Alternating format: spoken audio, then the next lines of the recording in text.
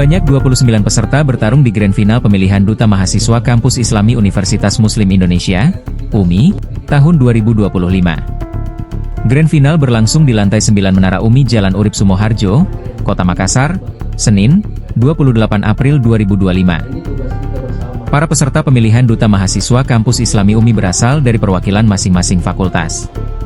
Ketua Panitia Pemilihan Duta Kampus Islami UMI, Dr. A. Darmawangsa mengatakan bahwa pemilihan Duta Mahasiswa Kampus Islami UMI merupakan agenda tahunan jelang milad. Tahun ini, jumlah peserta yang mendaftarkan diri sebanyak 36 orang, sementara yang lulus berkas dan masuk tahap Grand Final berjumlah 29 orang.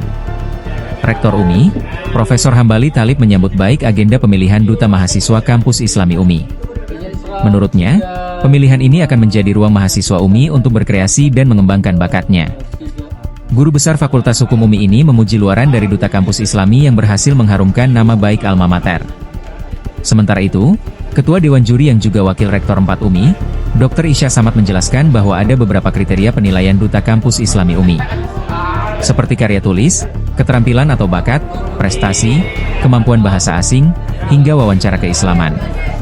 Isya berharap, para pemenang Duta Kampus Islami akan menjadi panutan bagi mahasiswa lainnya.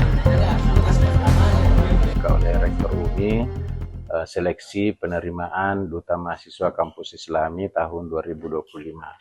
Dan seluruh peserta ini adalah utusan dari masing-masing fakultas dalam lingkup UMI. Mereka akan diseleksi untuk kemudian menjadi Duta Mahasiswa Kampus Islami tahun 2025. Ada beberapa kriteria yang akan diberikan penilaian. Pertama terkait dengan karya tulisnya. Mereka menulis karya ilmiah, kemudian dinilai oleh Dewan Juri, kemudian juga mereka akan menampilkan keterampilan apa yang dimiliki dan prestasi-prestasinya selama ini. Selain itu juga di bidang bahasa asing, baik itu bahasa Inggris, bahasa Arab maupun bahasa lainnya, ya bahkan mereka akan menampilkan atau diuji tentang wawasan keislaman, wawasan keindonesiaan, dan juga uji keterampilan, termasuk mereka akan ditanyakan terkait dengan pemahaman dan pengetahuan mereka tentang pencerahan kalbu.